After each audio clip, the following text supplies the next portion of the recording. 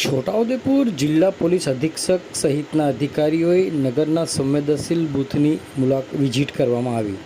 લોકસભા સામાન્ય ચૂંટણી રાજ્યમાં તારીખ 7મી મેના રોજ યોજાનાર છે।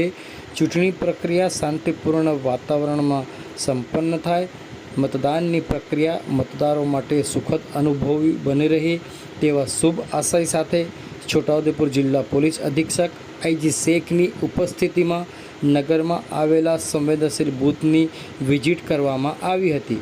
આ સાથે LCB PI VS Gavit, SOG PSI VN Tadvi તથા ગોવા પોલીસ તથા છોટાઉદેપુર પોલીસ સ્ટેશનના અધિકારી અરુણ પરમાર તથા કર્મીઓ ઉપસ્થિત રહી નગરમાં ફ્લેગ માર્ચ પણ કરવામાં આવી હતી।